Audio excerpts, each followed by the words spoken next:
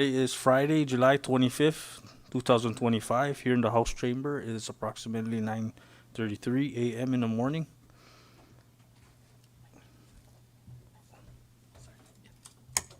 Apologies. And today we are here. This is our JGO committee meeting. We have 5 members present, so here duly constitute a quorum to proceed with this committee meeting.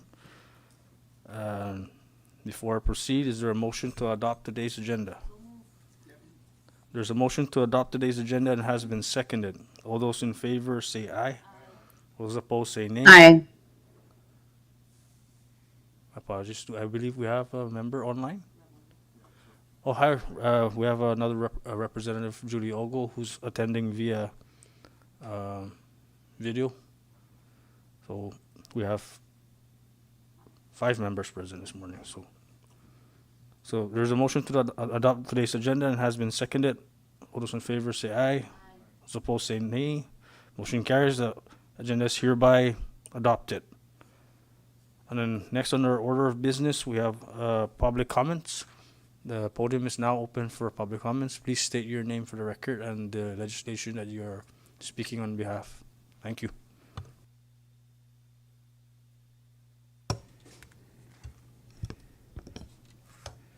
Hafide Tiro, Chair Camacho, and honorable members of this committee. My name is Eleanor Cabrera, and I represent CHCC as the Chief Strategy Officer. Thank you for the opportunity for CHCC to express strong support for House Bills 2435 and 2436. 2435, which are amendments to the Good Samaritan Act, seeks to expand legal protections for individuals in the likeliest of positions based on the nature of their work to respond to opioid overdose emergencies. By covering first responders, off-duty personnel, school employees, and other community members acting in good faith, the proposed amendments strengthen our community's ability to save lives without fear of legal consequences. The proposed amendments build upon existing law, namely the CNMI drug overdose policy, which many of you have supported, and reflect our shared commitment to public health and resilience. CHCC asks for your support in advancing HB 2435 to help ensure timely, compassionate intervention is both encouraged and protected. Regarding HB 2436, to establish the Prescription Drug Monitoring Program, CHCC also fully supports House Bill 2436, which proposes to establish a CHCC-administered PDMP program grounded in CNMI law and aligned with national standards. This secure system will help protect patients, support safer prescribing and dispensing, and strengthen coordination among healthcare providers. By enabling real-time access to prescription data, HB 2436 empowers clinicians to make informed decisions, reduce the risk of overdose or misuse, and promote patient safety. It also supports public health efforts to monitor trends and guide prevention strategies. This bill reflects years of thoughtful planning and collaboration with federal partners in CDC and the Bureau of Justice Assistance, and the many local PDMP stakeholders, as well as a commitment to practical solutions tailored to our islands. We urge its swift passage to improve care, accountability, and health outcomes across our Commonwealth. The CHCC PDMP staff, led by Manager Monica Crisostomo Camacho, who is also our acting COO of Ancillary and Support Services, and I will be here should you have any questions. I also, Chair, have copies of CEO Munoz letters of support, as well as Dr. Felix Cabrera's letter of support, who is one of our hospitalists who uses the PDMP system daily. May I submit them? Yes, Ms. Starch, can you please? Thank you. Thank you, Ms. Cabrera.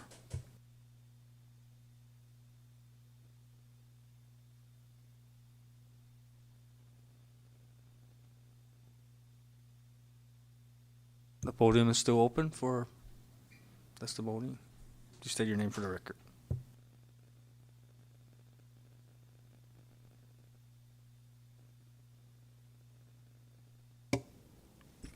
Good morning. My name is Dr. Joshua Wise. I am a pharmacist and I'm the general manager for PHI Pharmacy. So I'm here to provide my support for House Bill 2436. So I just wanted to speak to you folks as a provider who uses the system daily, what the system really provides as far as clinical aspect. So typically these prescription drug monitoring programs in the states, almost every single state requires, legally requires prescribers to check it before prescribing any kind of controlled substance or opioid. And it requires pharmacies to check them before they dispense any controlled substance. These are great tools to have at our fingertips to help prevent drug diversion in our community. But I also wanted to go beyond that. With this program, we also have a unique aspect to it that our system here, or the PDMP that they have provided for us, it not only collects controlled substance information, it collects all drug information. And that's very, very useful from a clinical aspect. And I believe there's only one state that also collects all drug information, which I believe is Nebraska. So I can tell you how that's been useful for us, because we use this daily. My staff log in to this 20, 30 times a day. We're always checking patients. So one situation that we see a lot is we'll get a prescription for a patient, let's say insulin.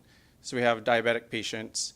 The patient was previously taking 10 units a day of insulin. Now all of a sudden they're getting a prescription for 40 units a day of insulin. So usually the providers are monitoring their A1C levels. And if their A1C is still going up, they're going to increase their dose because they're going to assume, okay, 10 units a day, that's not working for this patient. What we see on the pharmacy side is, well, that patient actually hasn't picked up their insulin in 5 months. So they're just not compliant. So this system can help fix compliance issues. Many times the providers who aren't checking these systems, they're assuming, they're asking the patient, are you taking your insulin? And most patients, sad to say, are just always, they don't want to get lectured by the providers, so they're always saying, yes, doc, we take it every day. When really they're not, and we can see that on our end because they're not picking it up. They can't be taking it if they're not picking it up. But with this system, they have a unique opportunity where the providers can log in while they have the patients in the room and actually check all the dispensing dates, and they'll be able to see that their patients aren't compliant. This really, really helps with certain meds, especially diabetes, like insulin. If a patient who says they were using 10 units a day was not actually using 10 units a day, we dispense them an insulin to use 40 units a day, and then they actually start using it, they could actually become hypoglycemic, and that could land them in the hospital, even things as worse as death. So they could, if their blood sugar goes too low, they could seize, end up in the hospital.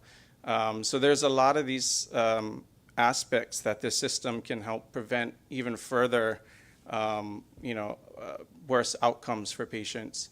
And blood sugar is just one example. I mean, we see it with hypertension meds, cholesterol meds, but the fact that providers can actually check compliance with their patients is a huge advantage. Again, I have numerous stories I could tell you that this has come into play and it's been a huge advantage for us. But again, I want to offer my support. I will be here as well if you have any additional questions for me. Thank you. Thank you, Dr. Weiss. Podium is still open. All right, there being none no further under public comment. Members would like to take a recess? No objection. All right, thank you. We're in recess.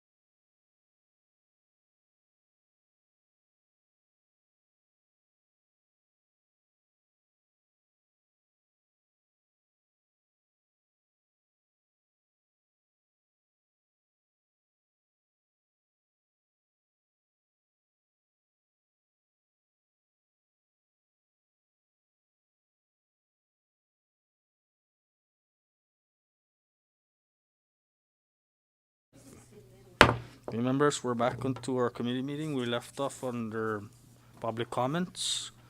And now we are under item 4 of our agenda, old business. And then our first up under order of business under old business is item A, House Bill 24-05, to establish provisions for jaywalking and other purposes. Discussion. We have the author here, Congressman Flores. If Thank you'd you, like Mr. Chairman. to- I would like to offer a floor amendment on House Bill 24-5. You guys have a copy of, just to amend, actually removing in page 2, at the words visible, delete the following from a distance of 200 feet in all directions. And on page 2, lines 7 to 21, the following paragraph is amended to read as follows. The pedestrian who crosses a street outside the marked crosswalk is in a violation of 5404 and shall be guilty of traffic infraction pursuant to 9 CMC 7112 and fine payable offense of $100.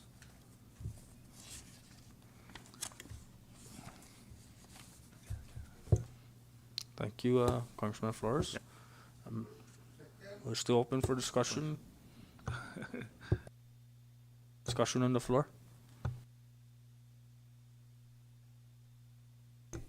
The floor amendment. There's a motion to adopt the amendments presented by the author, Representative Flores, and it has been seconded. Discussion. Recognized Representative Camacho. Thank you, Mr. Chairman. I'm sorry, I thought I was still open for discussion, but, so I see on page 2, line 11, they crossed out 200 feet in all directions.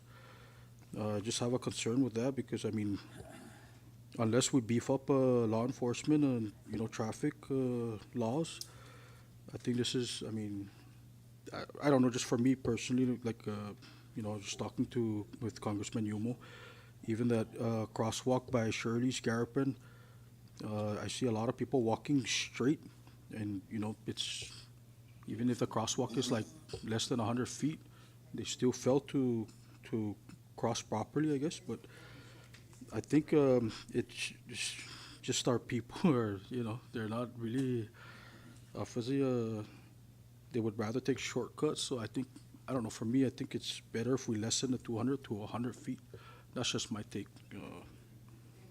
No, they removed that line, the 200 feet, so it's visible. Any crosswalk that's visible, you have to cross it across. Because that was the argument of the 200 feet, because we don't want enforcement to come and do measurement as to where the person was sighted that crossed, other than the crosswalk.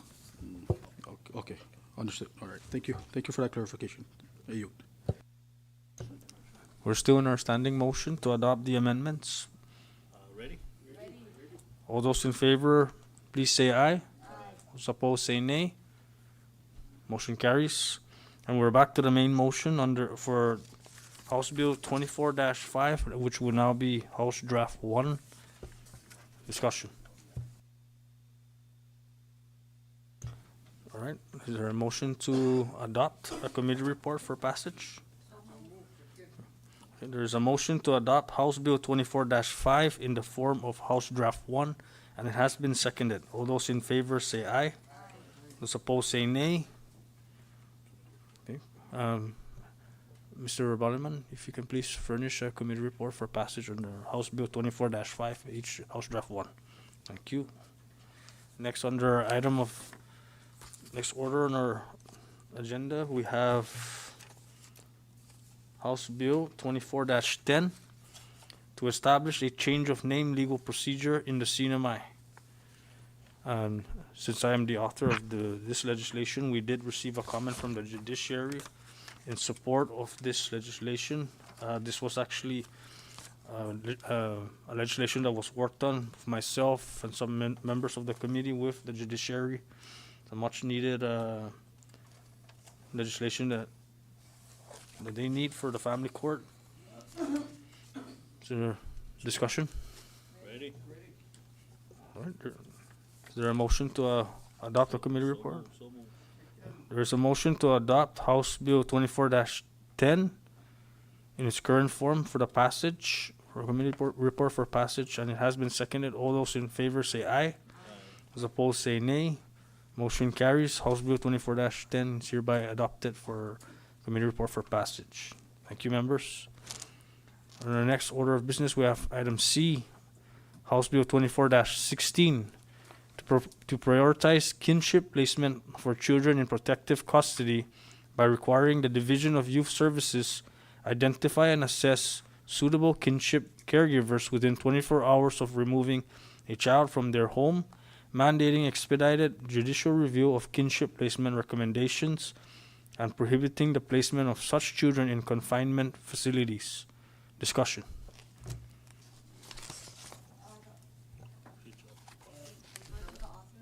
I believe the author is here. Maybe we can. Discussion. Recognize Representative Jumpo. Thank you, Chairman, and I know that when I called the Ways and Means Committee, this legislation was part of the committee also. So apparently the speaker had referred to both your committee and my committee. So I just want to state for the record that if we are going to vote for the passage and to formulate a committee report under the JGO committee, that I will just go ahead and yield to this committee with regards to House Bill 24-16. Thank you. Thank you, Representative Jumpo. Recognize Floor Leader. So I have a question for Rep. Flores. On page 6, you have inserted new language from lines 11 going into 7, section C. Can you, sorry, Floor Leader, where are we at again? Page 2, or I'm sorry, page 6.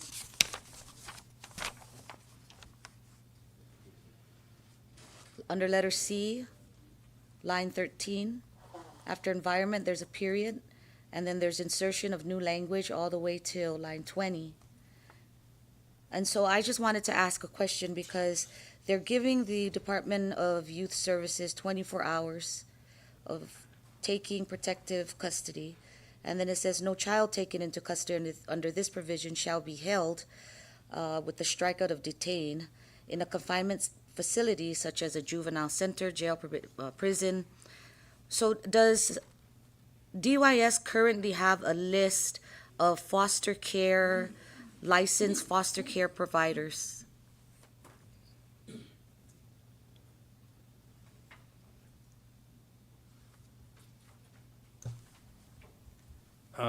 Floor, are you referring that question to me or the author? The author. Okay, the reason behind that is, you know, it is sometimes when couples also they have kids around, and then if the parents could be taken away from the kids, could do some any offenses, is that place where the kids sometimes they get paranoid or scared or whatever. They want somebody at least to have somebody in immediate care, like the family. Other than the DYS will take them, maybe put them in another place where other than other family members, and then they start wondering to themselves, because they're in the matter of, and they're like in capable saying that they're scared and they don't know what to do. That their parents have been taken away. What are they going to do?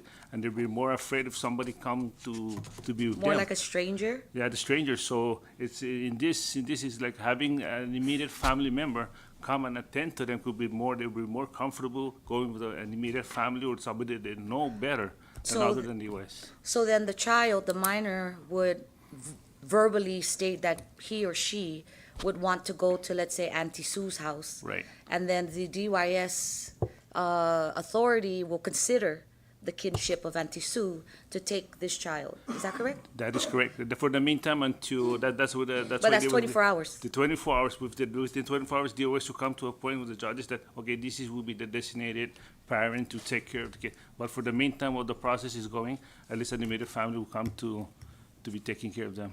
So then DYS and all of this is happening within a 24-hour period. Assuming that this falls on a weekend, then what happens? Because the courts are not open on the weekend. So that's why the immediate family will be taken care of before if it's on a Sunday.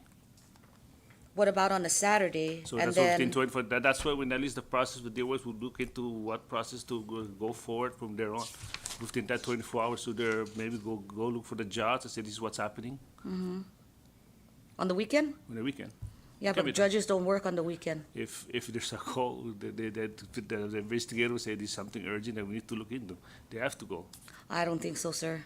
We'll see. For me, let's try with this, and we see from there. Because as we go on, we can rush it and make So it I guess better. my only question is that we are now stating that the child has some voice, which is fine for me, right? However, DYS is given a time limit of 24 hours, a certain period. I just want to know if DYS has the internal mechanisms to conduct its due diligence with the selected auntie or uncle or familial member, assuming that there's no background check, there's no activity with substance abuse. You know, do they have access to all of this stuff, or are they just prematurely making a suggestion that because the child feels safe there, but what about the background of the kin? When we don't know. I mean, you're leaving this now to DYS to say, okay, but I know Auntie Sue, the kid says Auntie Sue's okay, and I don't know anything about Auntie Sue's background. Do they have the internal mechanisms to make that determination within a 24-hour period is all I'm asking. I believe so. They have to they have to do that before they give it to any specific parents. So there is a There is. matrix, there is a mechanism, a model that they use, a checklist that they do before, within this 24-hour period that says this child is the kin where this child wanted to go that we feel is safe and whatever. Because of these checklists, they determine that that kin is safe for I the assume they child to do- I live in. assume they do have that because they've been doing it. So I'm sorry, Chairman, did we get comments from DYS? No, we didn't receive any, but we did solicit comments to them. But I believe they did speak on behalf of this bill on the last JGO committee meeting in support of it. Okay, And the reason why we tabled this bill was because to await for their comments, which Okay. we have not received. all right, so then they were able to voice that Yes, their they support of have. this bill? Okay, Yes. then that's fine. And Thank you. And also like to take note that this was also one of the recommendations when I met with the family court. This was one of them, and we just kind of split the duties. So I took some, and Rep. Flores took some. So Okay, thank you for the clarification. thank you. Thank you, Rep. Flores. Is there a motion? So move for adoption. There is a motion to adopt the committee report for the passage of House Bill 24-16, and it has been seconded. All those in favor say aye. All those opposed say nay. Motion carries. House Bill 24-16 is hereby adopted for committee report for passage on our next session.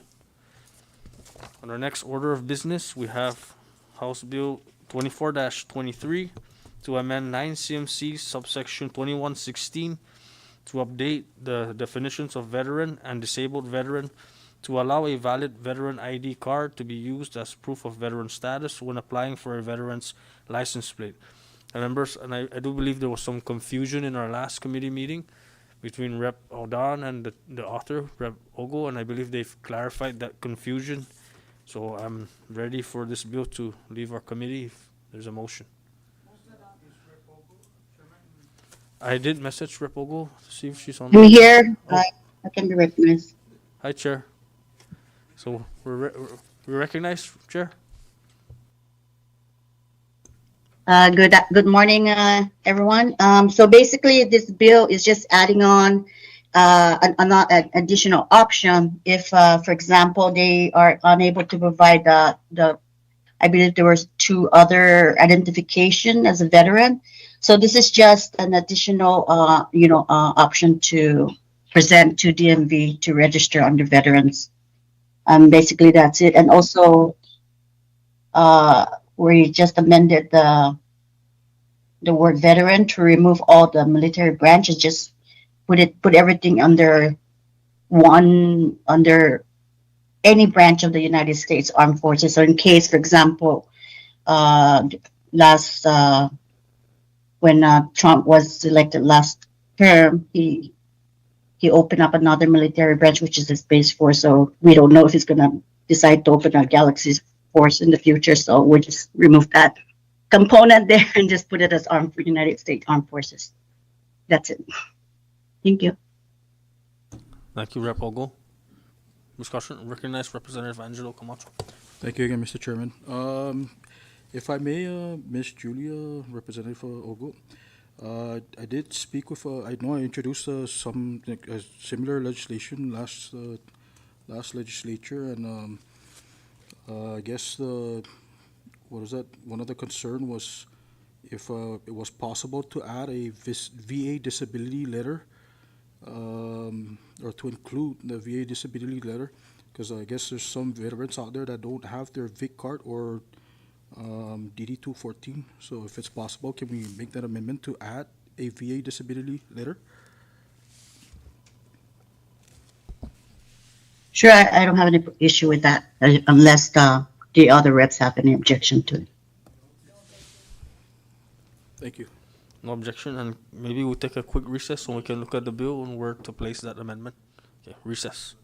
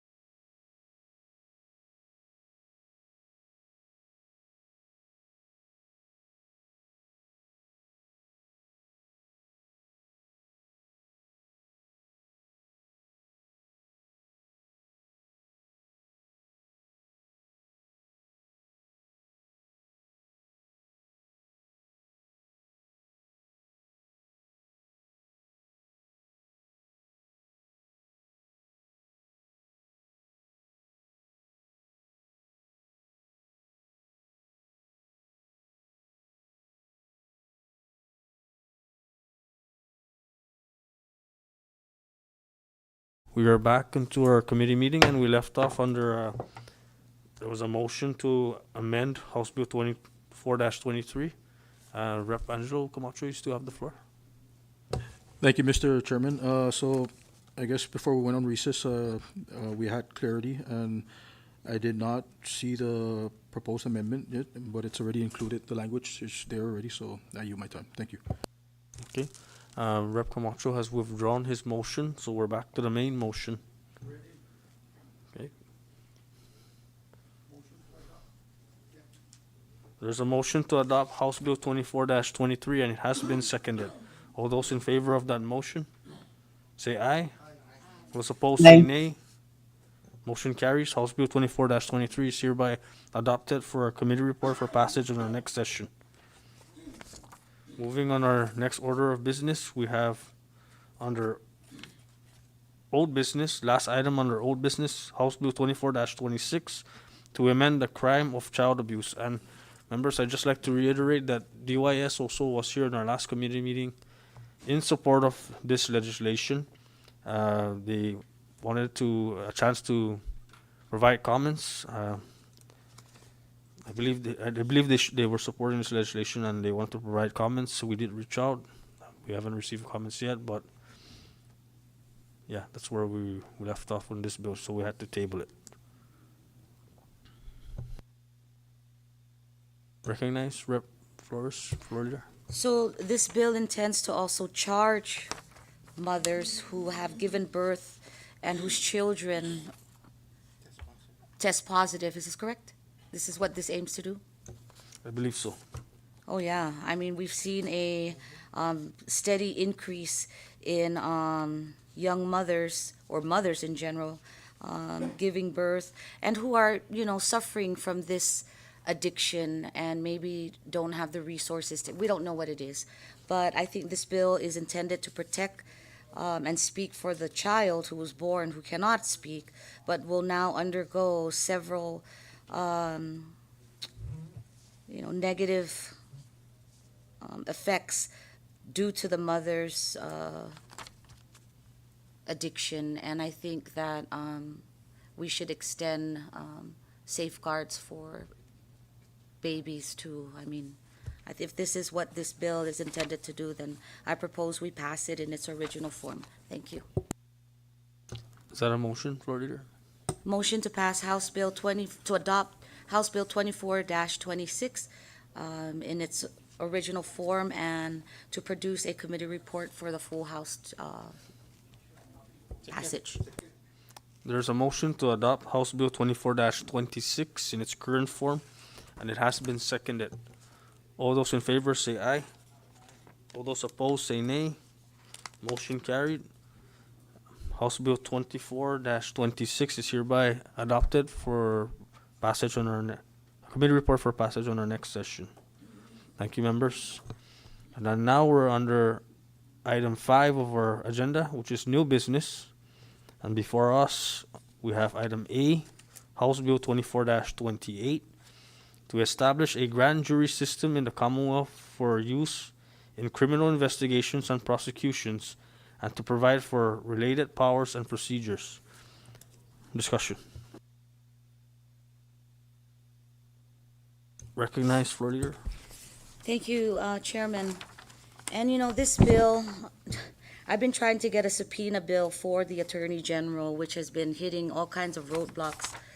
Just the title itself is a deterrent for any action. But this bill actually is intended, and if you can see in page 2, line 20, it states clearly there that it's intended to enhance the investigative tools available to the Office of the Attorney General, ensure proper oversight of charging decisions through citizen participation, and safeguard the rights of the individuals through procedural protections and judicial review. By incorporating a grand jury process in the Commonwealth's legal framework, we hope to promote effective and transparent criminal investigations while maintaining flexibility in how prosecutions are initiated.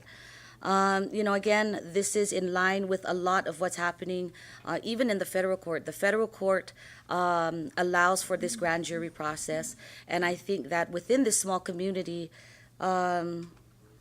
And given the fact that the Attorney General is also limited in his subpoena power, but there's other members of the executive branch, such as the Secretary of Finance, the Zoning Board Commissioner, the Chairman, the CCC, and some other agencies out there that have subpoena powers, and our AG doesn't, then this framework is intended to allow him to use whatever tools available currently to have this process as an option to work with the courts as well. Thank you. Thank you, Madam Floor Leader. The first two open for discussion. Being that everyone's ready to move, I'd just like to state that there was a comment received from the courts. And in this comment, they did state in their conclusion under this House bill, I'm going to read that out. It says, to adequately address these concerns and explore the feasibility of a grand jury system in the CNMI, we propose the establishment of an ad hoc committee composed of representatives from the Judiciary, the Office of the Attorney General, the Public Defender's Office, and the Legislature. Discussion or recognized Rep. Flores. Don't they have a judicial council already that we are a part of, that we've never been invited to conduct all of this business that they're asking now? It's already there. Why do we need an ad hoc? Thank you. I just wanted to put that out there if the members wanted to further discuss that. But if you're ready, we can continue. Ready? Okay. There's a motion to adopt House Bill 24-28. I didn't hear any second. And it has been seconded. All those in favor, please say aye. Those opposed, say nay. Motion carries. House Bill 24-28 is hereby adopted for committee report for passage on our next session. Our next order of business under new business, we have item B, House Bill 24-35, to amend certain provisions of the CNMI Good Samaritan Act, 7 CMC subsection 2108, et sequitur, and for other purposes. And just to note that earlier this morning, when we convened at 9:30, we had comments received from CHCC and the ancillary division of CHCC, and both in support of this legislation. And I don't see any issues with this. So, but under discussion, we're in discussion now. Floor is open. Recognized Representative Sabah. Thank you, Chairman. I support the proposed legislation, but if you can share that communication from CHCC, I just didn't have the opportunity to see. Oh, they did an oral testimony. Oh, oral testimony. Also, Yes. my apologies, but in support, Yes. so I stand ready. Recognized Floor Leader. Thank you, Chairman. At this time, I'd like to offer a motion to adopt House Bill 24-35 in its original form, and for the legal assistant to produce a committee report for the House and its adoption in. There's a motion to adopt House Bill 24-35 in its current form, and it has been seconded. All those in favor of that motion say aye. All those opposed say nay. Motion carries. House Bill 24-35 is hereby adopted to be passed for a committee report to be passed in its current form on our next session. Thank you, members. The next under order of business, we have House Bill 24-36 to establish a prescription drug monitoring program in the Commonwealth of the Northern Mariana Islands and for other purposes. And I'd also like to note again that this morning they also,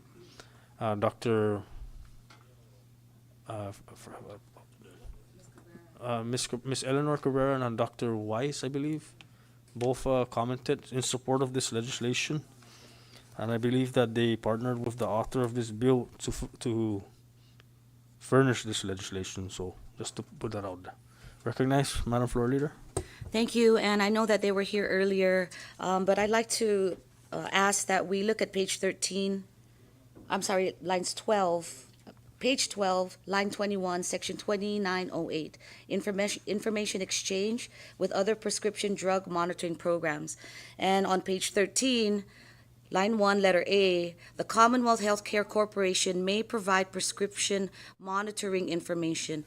Now, I'd never ever liked the language of may provide, may. It doesn't have any kind of strength in what they're trying to do, because in page 14 now we have an immunity section, which is 2910, that says all of this other stuff that safeguards them, which is fine. But if that's the case, then they should provide prescription monitoring information to other states and territories. Yeah, they shall provide. And then on B, line 5, the healthcare corporation may request and receive prescription. No, they shall request and receive when applicable, because they already have the program itself. They're actually the last state government hospital that is not within this network and link of monitoring programs. So they have the system there, but I do not like the language, and I don't think the language is helping this when we give them the autonomy to say that they may develop. Well, the turnover rate here is pretty high when you're talking about leadership roles. At this point, we need to make sure and ensure that they are held to do what this bill is intent to do. We don't give them an option to, if they want to do it. No, you will do it, because that's why it's here. But the language of may develop, may enter, may request, may provide, I think that should be removed, and the word may be replaced with shall. That's my comment. Thank you.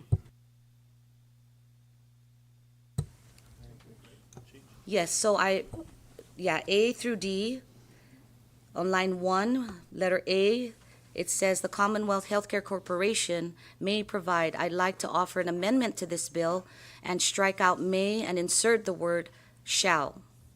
The same would apply on line 5, letter B.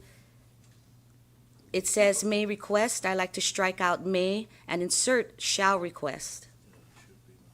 And then on line 9, letter C, the Commonwealth Healthcare Corporation may develop, strike out may and insert shall. The same applies on line 12, letter D. The Commonwealth Healthcare Corporation may enter. No, shall. The word may shall be stricken out and then inserted with the word shall. So move. Before we vote on the proposed amendments, I'd just like to state that also under page 12, it's also reflecting under line 6, or from line 6 to 8. If you read that sentence, it says a review to identify information that appears to indicate if a person may be obtaining prescriptions in a manner that suggests that that patient may have a substance abuse. I don't know if that applies or that's okay. Let's talk about it in a bit. Okay, just wanted to state that. Is that Madam Florida, is that the only area where you're? Yes, Seeing I'm that only issue? making those changes on page 13 from 1 through 12, letters A through D, because now this gives the CHCC the responsibility to commit to the program. I see. That's it. All right. Thank you, because they have an immunity section there, so thank you. Your motion is still active, so has been okay. It has been seconded. So there is a motion to amend House Bill 24-36 to strike out the words may under page 13, line 1, to read the Commonwealth Healthcare Corporation may, which will be stricken out to say shall. On page 13, line 5, to read the Commonwealth Healthcare Corporation, strike out may and replace with shall. And line 9, the Commonwealth Healthcare Corporation, strike out may, replace it with shall. Then line 12, the Commonwealth Healthcare Corporation, strike out may and replace it with shall. Recognize, Madam Floor. I'm sorry, Chairman, but can you also include in this amendment on line 7, drug monitoring programs and may use the information? The word again, may, shall be stricken out and will use the information as permitted under this chapter. Noted, duly noted. Recognize Rep. Yumo. Thank you, Chair. And before you recognize the second and all that and the voting, I have no objection with the amendments. I'm just would like a short recess. Short recess.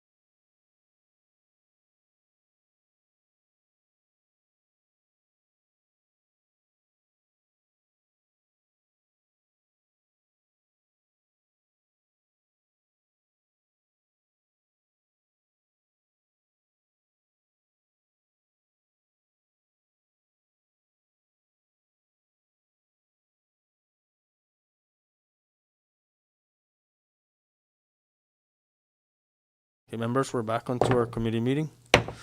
And we left off under, there was another subsidiary amendment made by Rep. Flores under line 7, which I believe you're gonna withdraw that, Madam Floor Leader.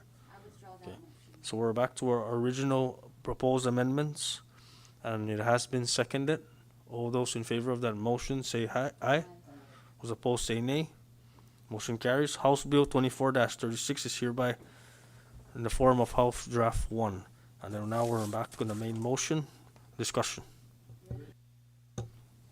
There's a motion to adopt House Bill 24-36, House Draft 1, for passage under our next session, and it has been seconded. All those in favor of that motion say aye.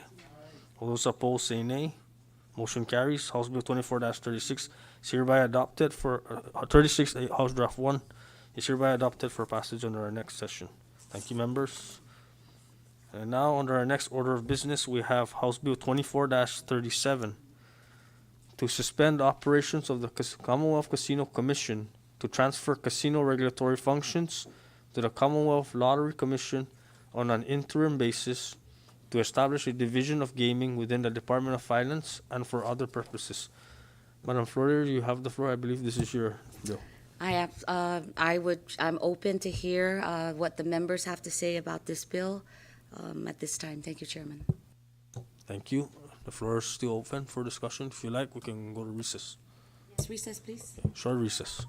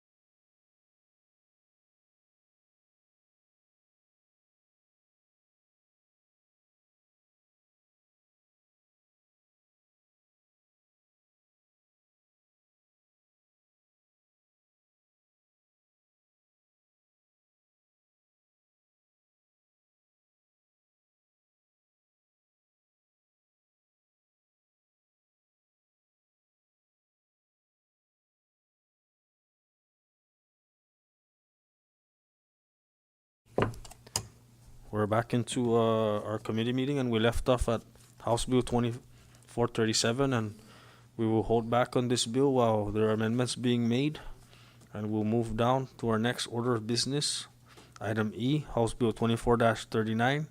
And after we dispose of this bill, we will jump to item I and J, which is the Judicial Branch Communications. So, House Bill 24-39, to establish a treatment program enforcement officers within the Judiciary to carry out enforcement, supervision, and monitoring functions essential to the success of court-supervised treatment programs, and to ensure that these officers are fully recognized as law enforcement under Commonwealth law.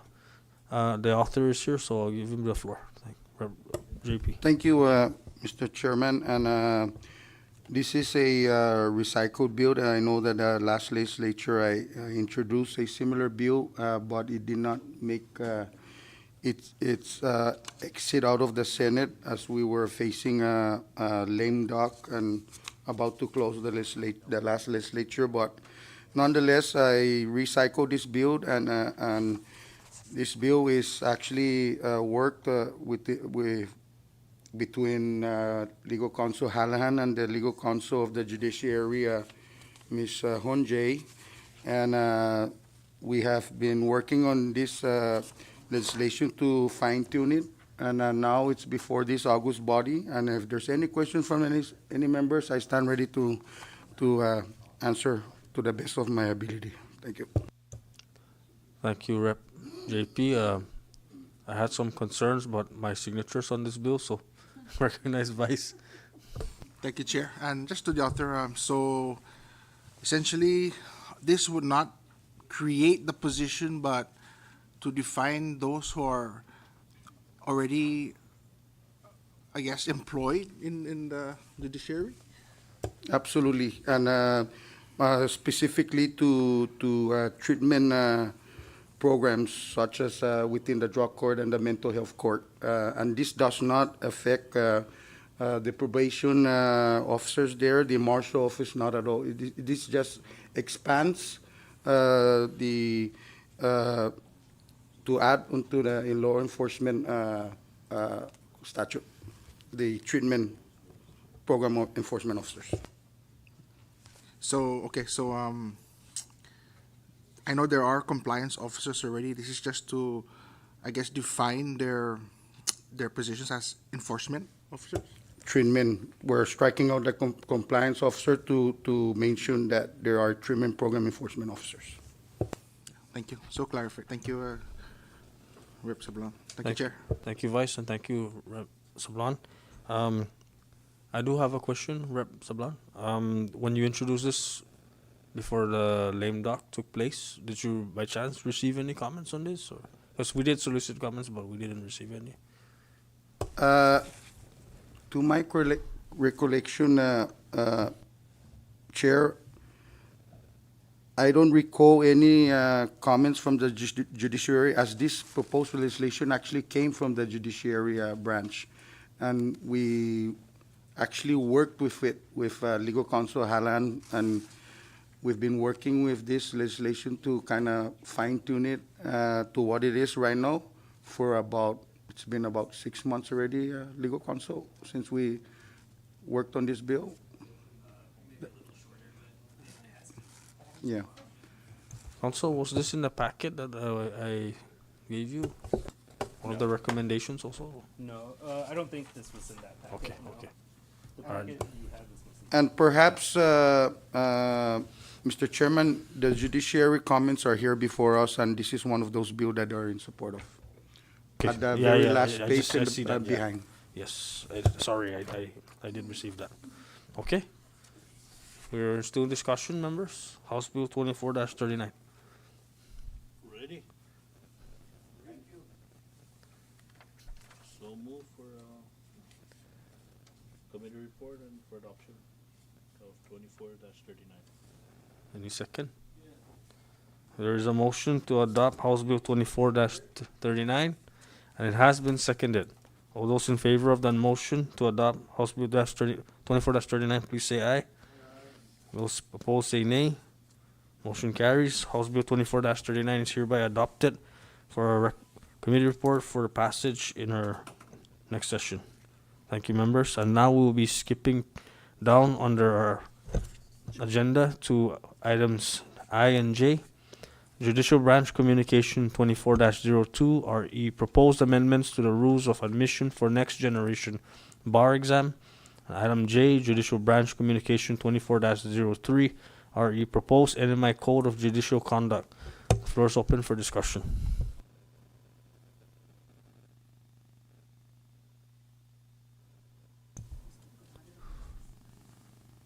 Would you like to expound, Madam Flor? I know that we had a very small discussion during the recess, and we at the legislature like to also involve how that may affect our own councils here. And with a little bit of discussion, I skimmed through it a little bit, and one of my concerns I had was the percentage rate and versus a point scale. And the question I posed was, is it still the same, or does it lower the standard on one particular area of the bar, which is the local content essay? And by talking with the councils, it's not lowered, but now they're using a point system as opposed to a percentage, I believe, if that's correct.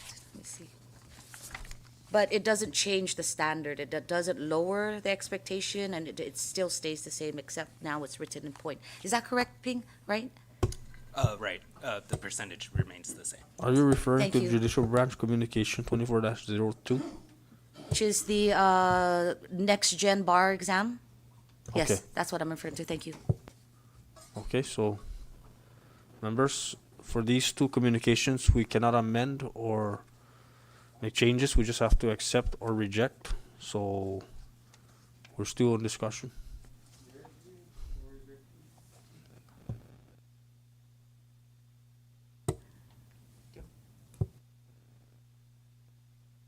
Short recess.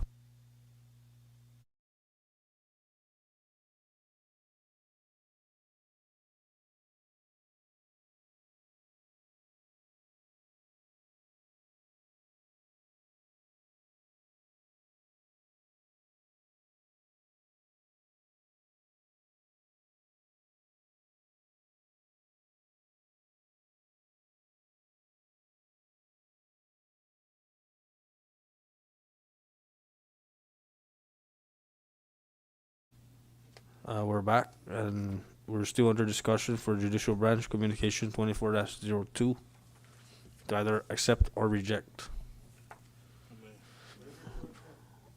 Recognize Vice? Mr. Chairman, thank you for allowing me the time, but if there's no issues from the members regarding Judicial Branch Communication 24-2, and I don't think we should, and there's no need to take really any action on that and allow it to move forward via the time period. So I don't think there's any issues from the members. So obviously, floor leader had brought up a question, but it was answered by our councils, and we want to also make sure that our councils that actually took the exam get treated fairly for those that are be coming after them. So again, if there's no issues from the members, then I think we should just leave it alone and let it go through the process, so we don't have to report out on it. Recognize Rep. Sablan? I think, thank you, Vice, for your recommendation, but I think the chair wants to have this committee have a stand on this. So I believe, I just have a question to our council. Council, if we took action on this and recommend a committee report for accepting, does it fast track it so that they can, or does it change anything? No, I don't think so, because has the Senate looked at it? I think the Senate would need to too. So I don't think it would fast track it or anything. I think you can do what PJ said and just.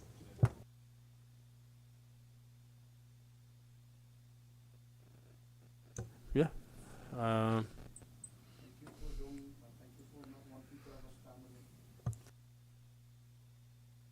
I stand in support of the communication. I just don't think that it's really pointless for us to come up with a report that's not gonna change whether it's gonna go into effect tomorrow or not. The 60-day period still stands because the Senate still hasn't taken action.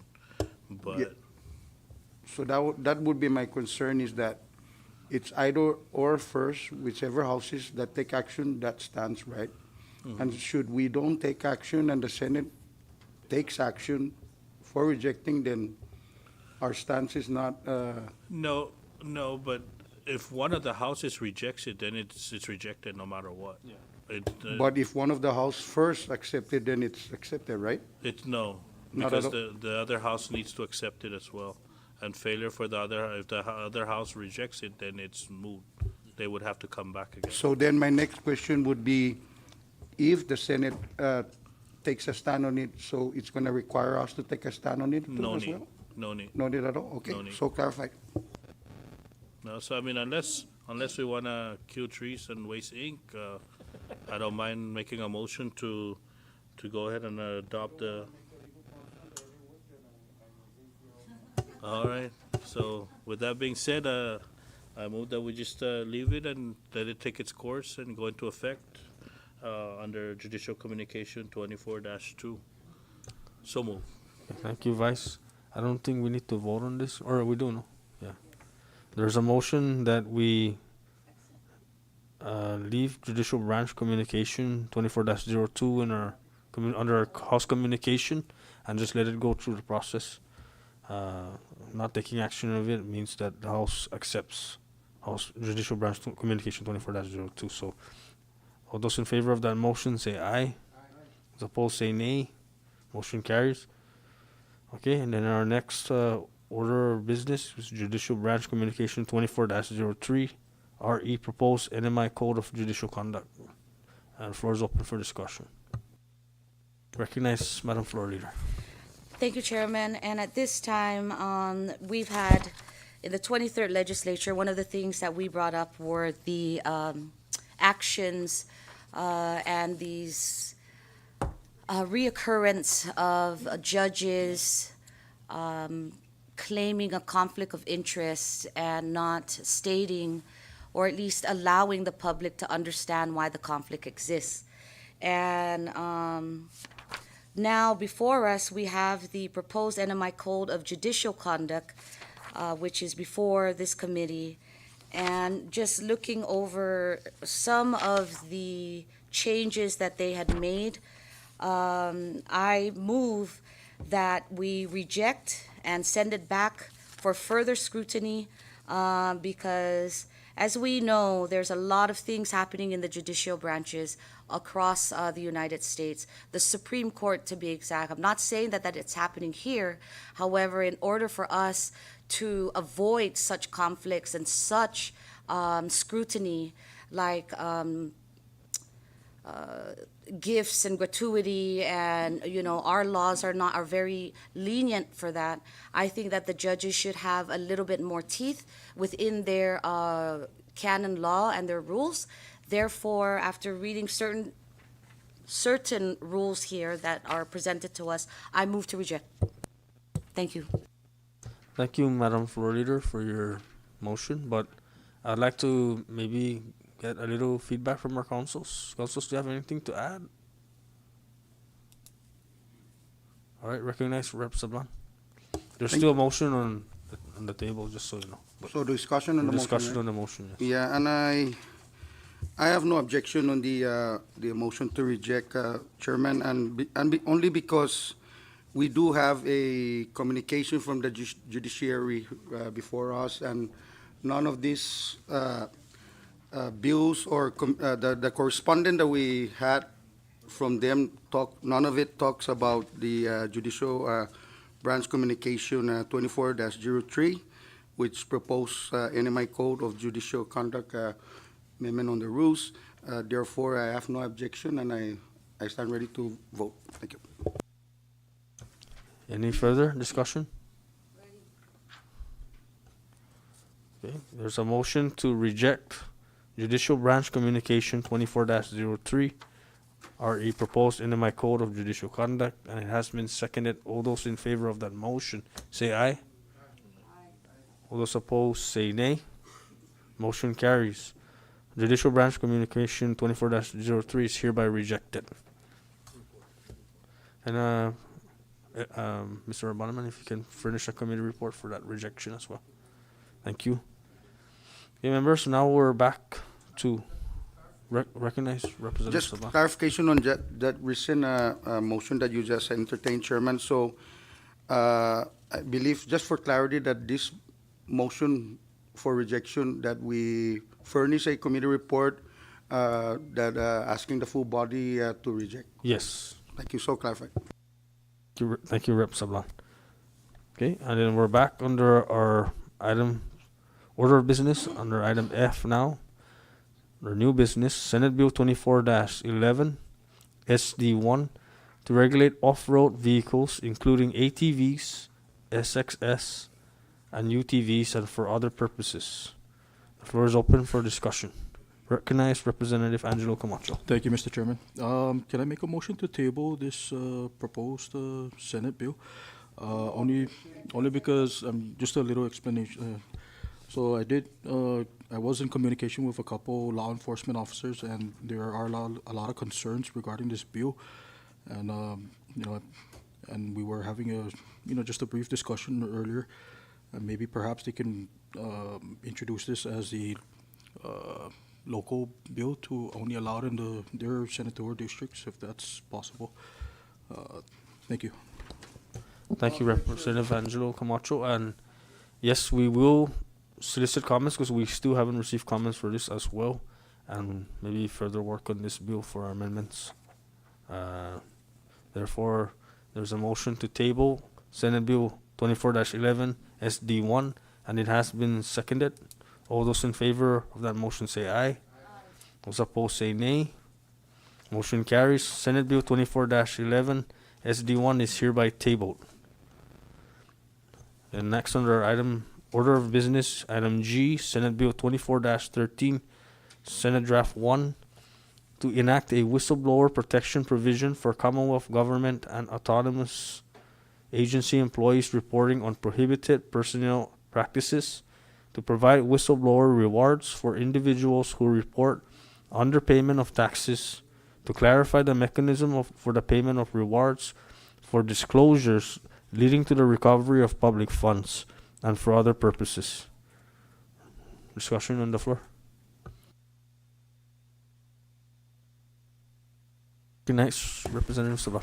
Thank you, Chair. And I know that perhaps there is already a statute that are created already in previous legislature that pertains to whistleblowers. So I guess this amendments only talks about mechanism for payment of or rewards or to report on underpayments of taxes to be included, right, for the protection of.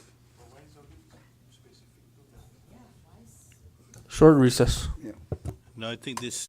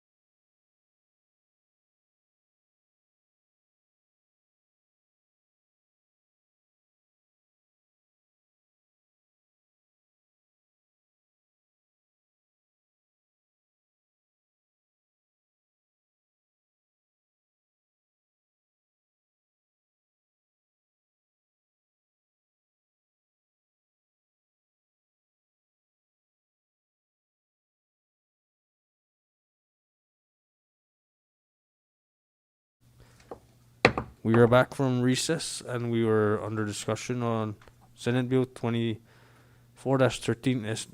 SD1. Still under discussion. Recognize, thank you, Mr. Chairman. So I guess for SB 2413 SD1, if I can make a motion to table this Senate bill for until we get further clarification and amendments. Thank you. Thank you, Representative Angelo Camacho. There's a motion to table Senate Bill 24-13, Senate Draft 1, and it has been seconded. All those in favor of that motion to table Senate Bill 24-13 SD1 say aye. All those opposed say nay. Motion carries. Senate Bill 24-13 SD1 is hereby tabled pending further amendments and clarifications. And then our last on our agenda, members, thank you, is item H, Senate Bill 24-28, Senate Draft 1, to amend 6 CMC subsection 3113 to establish disorderly conduct and public intoxication crimes and for other purposes. Floor is open for discussion.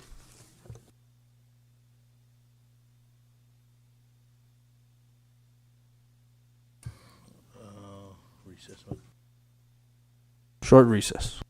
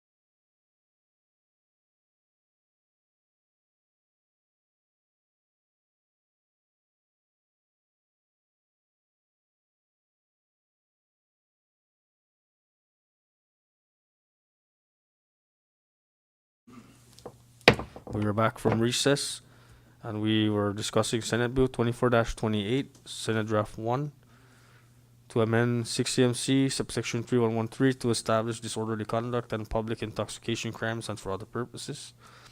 And the floor's still under discussion. Thank you, Chairman. At this time, I'd like to move to table this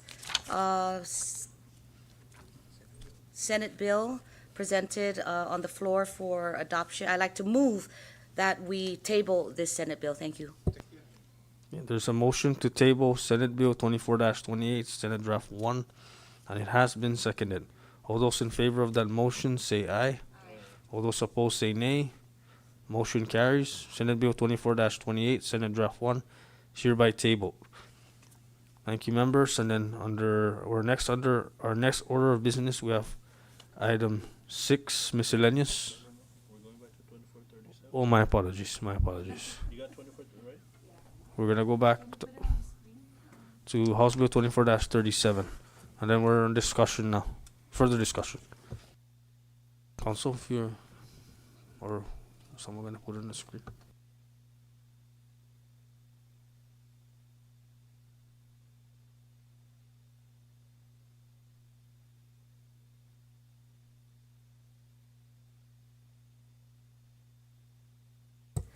Thank you, Chairman. And so at this time, while the staff puts the bill on screen, I'd like to go backwards, and I had mentioned that I would like to offer an amendment to House Bill 2437.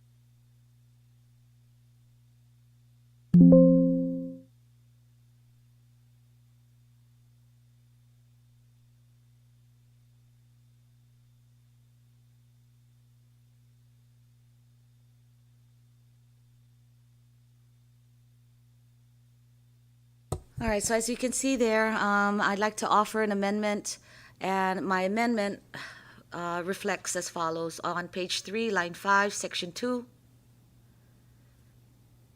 Obviously, repealer was spelled wrong, so we can see that we are now fixing the spelling to read R-E-P-E-A-L-E-R, repealer. And then there's a strikeout and suspension. So it will read repealer. Where are you? Repealer of the Commonwealth Casino Commission. And then page 3, lines 10 and 11. It will read as follows, and we'll start off from line 10 and 11.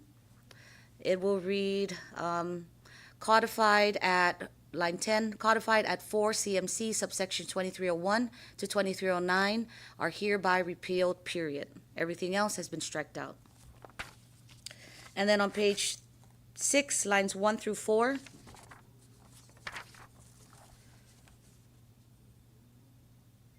the Secretary of Finance, that whole item, that whole line between 1 and 4 has been taken out. And I offer that amendment for that's the motion. I offer those amendments. Thank you. Short recess.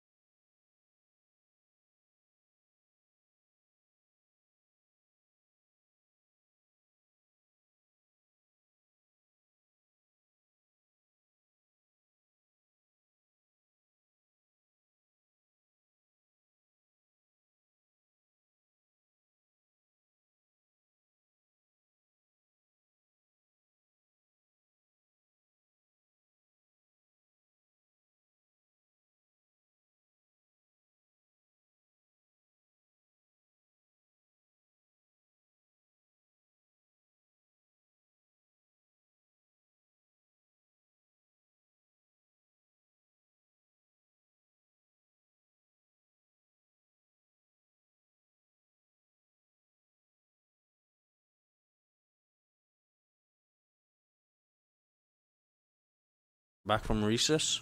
And if we're still under discussion on House Bill 2437, recognize Madam Floor Leader. Thank you, Chairman. I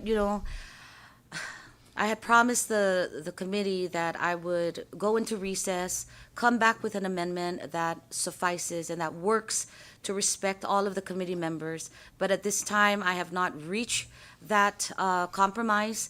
Therefore, I'm asking the chairman to go into recess because we do have another agenda set for 2 o'clock. And then after that agenda, and you've concluded that Correction on the time, it's 2:30. Oh, 2:30. So after you complete your 2:30 meeting that we're gonna be in, if we could recess back from this so that I can further try to come up with amendments that actually supports all of the needs of the members, that we can be happy about the product. Thank you. Thank you, Madam Floor Leader. If there's no objection, we'll go under recess until after our 2:30 meeting and reconvene. No objection. Okay. All right, we're hereby in recess. Thank you, members.